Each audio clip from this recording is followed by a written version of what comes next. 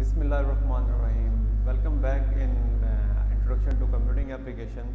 आज का जो हमारा टॉपिक है वो है स्टोरेज डिवाइसेस के ऊपर। उससे पहले जो भी डिस्कशन हुई है लाइक इनपुट डिवाइसेस क्या होती हैं, आउटपुट डिवाइसेस क्या होती हैं, कंप्यूटर्स क्या होते हैं, उनकी टाइप्स देखी थी, उनको डिस्कस किया था वटेवर। अब हमारे कंप्यूटर्स के अंदर डिवाइसेस होती हैं जो कि ये जो भी डाटा हमारे पास यूज़ किया जा रहा है उनको स्टोर करवाने के लिए, उनको रीड करने के लिए, उनको राइट करने के लिए बैक एंड पे हमें कोई ना कोई मेमोरी चाहिए होती है, कोई ना कोई डिवाइसेस चाहिए होती हैं। तो वो क्या कहलाती हैं? स्टोरेज डिवाइसेस कहलाती हैं। स्टोरेज डिवाइसेस सिर्फ ये नहीं कि आपने डाटा को स्टोर करना है, स्टोरेज डिवाइसेस रिट्रीव करने के लिए भी यूज़ की जाती है। Retrieve data and store data, both are the functions of storage devices. अब काफ़ी ज़्यादा डिवाइसेज हैं स्टोरेज डिवाइसेस, आपके सबको पता होगा। हार्ड डिस्क होती है, ठीक है, USB ड्राइव्स होती हैं, स्टोरेज डिवाइसेज हैं। इसी तरह कोई आपके पास DVD रोम, CD रोम, वो क्या है? स्टोरेज डिवाइसेज हैं। DVD रोम या हार्ड डिस्क वगैरह यूज़ करते हैं। अब हार्ड डिस्क के अंदर काफ़ी टाइप्स आती हैं। रैम हो गई, वो क्या स्टोरेज डिवाइस है। इसी तरह रोम हो गया, वो क्या स्टोरेज डिवाइसेस है। ईच एंड एवरीथिंग, जो भी डिवाइस किसी न किसी स्टोरेज के लिए, किसी पर्पस के लिए यूज़ की जा रही है, डाटा को स्टोर करने के लिए, वट एवर उसके अंदर कौन सी टेक्नोलॉजी यूज़ की गई है, उसके अंदर कौन सा सिस्टम यूज़ किया गया है, उसका कौन सी अंदर मैन्युफैक्चर यूज़ किया गया है, उससे हमारा कंसर्न नहीं है। हमारा कंसर्न क्या है कि स्टोरेज डिवाइसेस क्या हो सकती हैं और कौन कौन सी उसकी टाइप्स होती हैं, ठीक है। तो आज वो डिस्कस करते हैं। सबसे पहले आता है hard disk. Hard disk drive ऐसी ड्राइव या ऐसी डिवाइस जो कि परमानेंटली डाटा को स्टोर करवा रही है, ठीक है। आप आज डाटा को स्टोर करते हैं, उस डाटा को 20 दिन बाद देखते हैं, डाटा सेव रहता है, स्टोर रहता है। 50 दिन बाद देखते हैं, 100 दिन बाद, 200 दिन बाद, तो वो क्या रहेगा? डाटा सेव रहेगा, ठीक है। तो ये क्या है? हार्ड डिस्क की है। अच्छा, ये जो नॉन वोलेटाइल मैग्नेटिक स्टोरेज है, ये टाइप है एक मैग्नेटिक स्टोरेज की, ठीक है। मैग्नेटिक स्टोरेज के अंदर जो भी डिवाइसेज आती हैं उसमें से एक टाइप है हमारे पास हार्ड डिस्क की, ठीक है।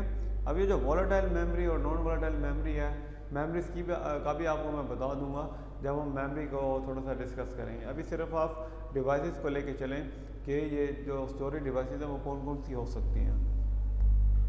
अब इनका स्ट्रक्चर जो है वो स्ट्रक्चर काफ़ी कॉम्प्लेक्स है। लाइक आपको ये नज़र आ रही होगी एक तस्वीर। तो एक वो पुराने ज़माने में एक डिवाइस आती थी म्यूज़िक वाली, तो वो एक डिस्क चलती थी और उसके ऊपर एक पेन आके रखते थे और डिस्क वो पेन उसको रीड करता था और हमें म्यूज़िक सुनाई देता था। और चेस्ट्रा कहते हैं या पता नहीं इस तरह का कोई है, वायलिन कहते हैं, क्या कहते हैं उसको। तो उसी कंसेप्ट को थोड़ा सा यूज़ करके ये चीज़ बनाई गई है कि ये देखिए इसके अंदर ये डिस्क लगी हुई है।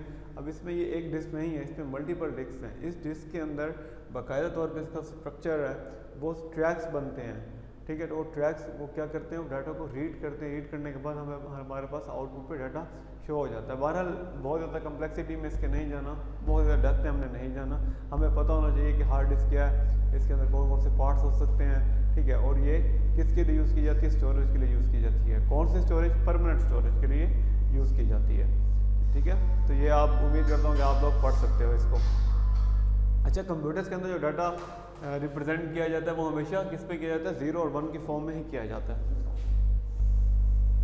ये देखिए ट्रैक्स बन रहे हैं इसके अंदर, ठीक है, वेजेस बन रहे हैं इसके अंदर। तो इस तरह का एक स्ट्रक्चर है कंप्लीट, वो किस तरह से डिज़ाइन किया जाता है। अब ऑब्वियस ही बात है, इसका जो मेन जो एडवांटेज है वो क्या है कि आपको हैवी टाइप ऑफ डाटा आपको स्टोर करवाने की कैपेसिटी रखता है।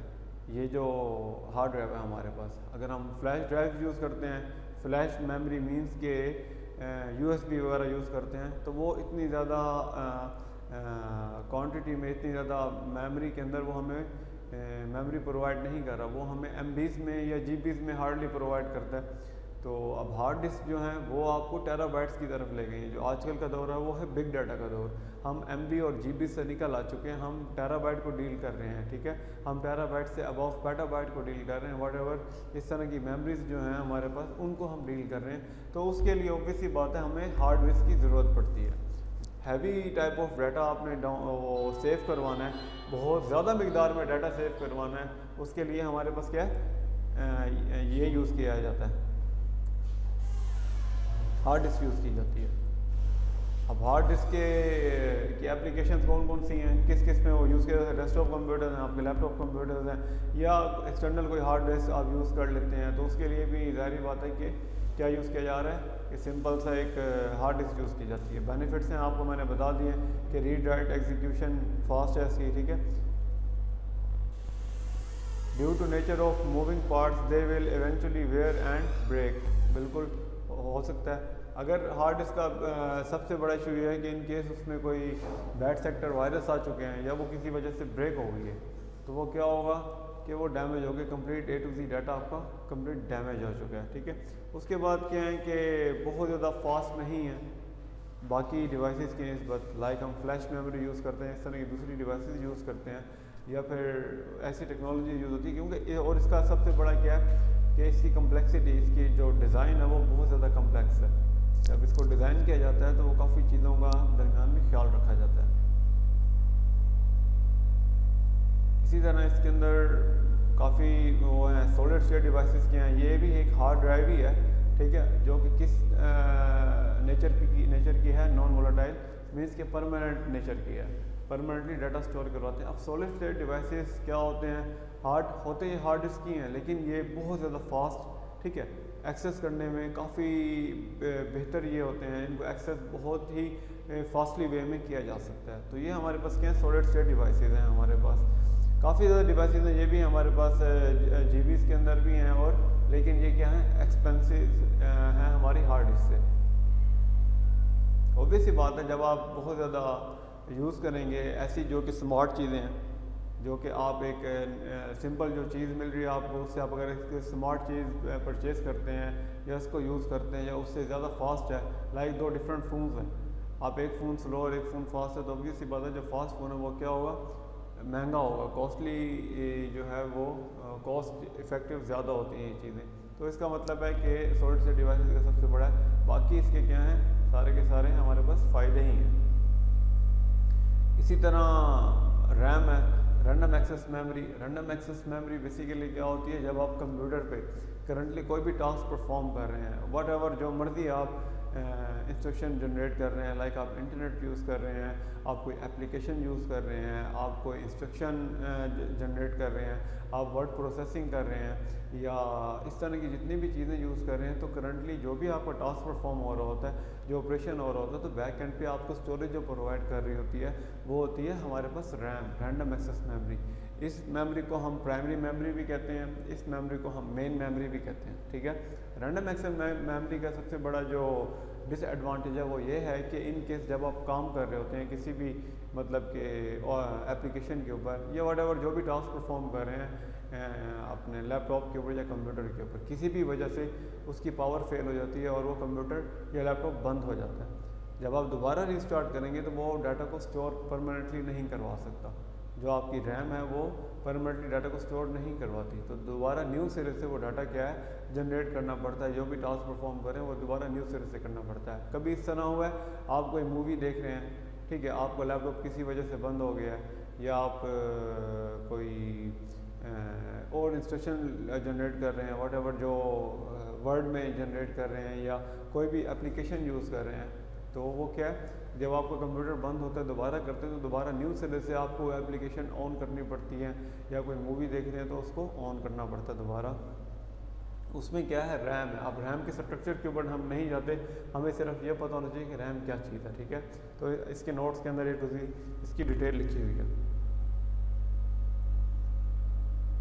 अब रैम्स की टाइप्स हैं, अब ये क्या है, नॉन परमानेंट है, वोलेटाइल मेमोरी है, ठीक है। Volatile memory, non volatile memory, cache memory, primary memory, main memory, secondary memory, ये सब मैं आपको बता दूंगा, इसमें आपने पजल नहीं होना, ठीक है। आपको याद रखने के जो रैम है वो नॉन परमानेंट है, कोई भी डाटा जो है वो स्टोर नहीं करवा सकती है। हमारा करंटली जो भी हम टास्क परफॉर्म कर रहे हैं, लाइक अब मैं जो भी ये टास्क परफॉर्म कर रहा हूँ, मैंने क्या स्लाइड ऑन की हुई है, ये स्लाइड ऑन की हुई है, ये मेरे पास डाटा सेव तो है, सेव कहाँ है, मेरी हार्ड डिस्क में है, लेकिन अब इसको जो फंक्शनलिटीज़ को परफॉर्म करिए, उस फंक्शनलिटी परफॉर्म करने के लिए बैक एंड पे कोई ना कोई स्टोरेज चाहिए, तो वो कौन प्रोवाइड करता है, रैम प्रोवाइड करता है, ओके। ड्रॉबैक्स क्या है, रिलेटिवली एक्सपेंसिव मेमोरी है, वोलेटाइल मेमोरी है, कि जब हम पावर ऑफ करते हैं कंप्यूटर को तो हमारे पास जितना भी डाटा है वो लॉस हो जाता है। इसके अंदर कुछ टाइप्स आ जाती हैं, स्टैटिक रैम है, डायनामिक रैम है, ठीक है। तो ये आप लोग पढ़ लेंगे कि स्टैटिक रैम और डायनामिक रैम क्या होता है। इसी तरह CD DVD हैं और ब्लू-रे डिस्क हैं। ब्लू-रे डिस्क मीन्स के DVD की एक बहुत ज़्यादा एडवांस टाइप है। इसमें हम बहुत ही ज़्यादा हाई डेफिनेशन की जो क्वालिटी है वो हम लोड कर सकते हैं ब्लू-रे डिस्क के ऊपर। काफ़ी ज़्यादा एक्सपेंसिव होती हैं आम DVD से, ठीक है। तो ये आपकी जो जितनी भी हैं स्टोरेज डिवाइसेस से रिलेटेड एक छोटा सा एक डॉक्यूमेंट है, आपने इसको लाजमी रीड करना है, ठीक है। अब हमारा जो मेन फोकस है वो हम मूव करेंगे अपने CPU के ऊपर, ठीक है। CPU के अंदर वो वर्किंग उसकी किस तरह से वो परफॉर्म कर रहा है, उसके बाद उसके रैम को देखेंगे, रैम किस तरह परफॉर्म करता है। रैम और CPU के दरमियान एक और मेमोरी होती है, जिसे हम कैश मेमोरी का नाम देते हैं, कैश मेमोरी का नाम देते हैं, वो किस तरह होती है। इसी तरह रजिस्टर मेमोरीज होती हैं, वो किस तरह होती हैं। ये टर्मिनोलॉजी थोड़ी सी टेक्निकल है, नो डाउट कि थोड़ा सा टफ है इसको समझना, लेकिन आपको बहुत इजी वे में करके समझाया जाएगा। तो एग्ज़ाम पॉइंट ऑफ व्यू से थोड़ा सा इम्पोर्टेंट है ये, अगर हो सके, अगर पॉसिबल है, अगर एग्ज़ाम के अंदर ये चीज़ें आ गई तो उसको राइट किस तरह से करने की चीज़ मैं आपको ये बता दूंगा। तो ये हमारा था सारा जो इंट्रोडक्शन था बेसिक्स ऑफ स्टोरेज डिवाइसेस का, ठीक है। बेसिक्स ऑफ स्टोरेज डिवाइसेस आपने लाजमी पढ़ना है। हाँ जी, एक और डिवाइस रह गई हमारे पास, read only memory. Read only memory की ये क्या चीज़ है, जब आप स्टार्ट कर रहे होते हैं, ठीक है, जैसे ही बूट होता है कंप्यूटर, जब रीबूट होता है, रीबूट का मतलब स्टार्ट होना, रीस्टार्ट होना, ठीक है।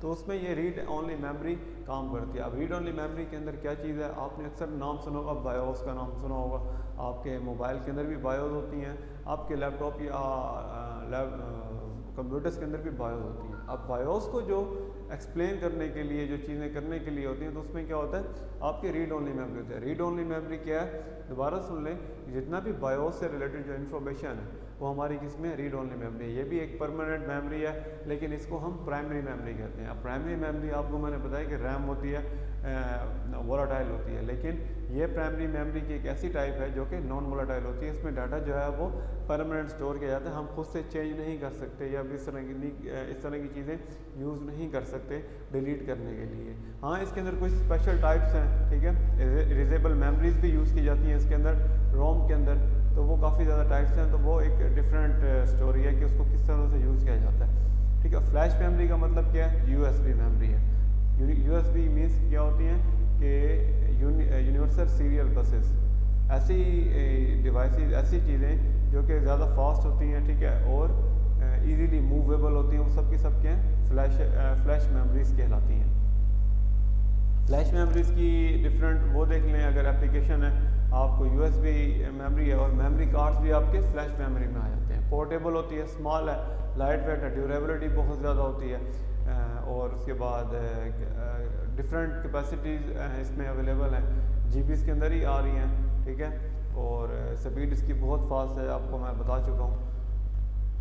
इसका जो ड्रॉबैक है सबसे ज़्यादा वो यही है कि लिमिटेड है, किसके अंदर, स्टोरेज के अंदर। हार्ड डिस्क आपको बहुत ज़्यादा कैपेसिटी में स्टोरेज प्रोवाइड कर रहा है, लेकिन फ्लैश मेमोरीज जो है लाइक USB वगैरह हैं, तो वो आपको इतनी ज़्यादा हाई लेवल पे स्टोरेज प्रोवाइड नहीं कर रहे। आपने बहुत कम सुना होगा, बल्कि नहीं सुना होगा कि 500 GB की एक फ़्लैश ड्राइव है या 400 GB की एक फ़्लैश ड्राइव है। 128 GB हार्डली आपने सुना होगा, या इससे ज़्यादा कर लें 256 GB का जो फ्लैश में अपना USB है वो आपने सुना होगा।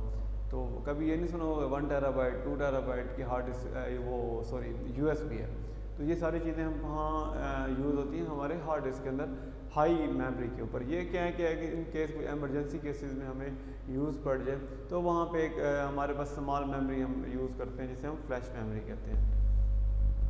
तो ये था बच्चों सिंपल सा इंट्रोडक्शन हमारी स्टोरेज डिवाइसेस का। एक अगले लेक्चर के साथ बहुत जल्द मिलते हैं। अल्लाह हाफिज़।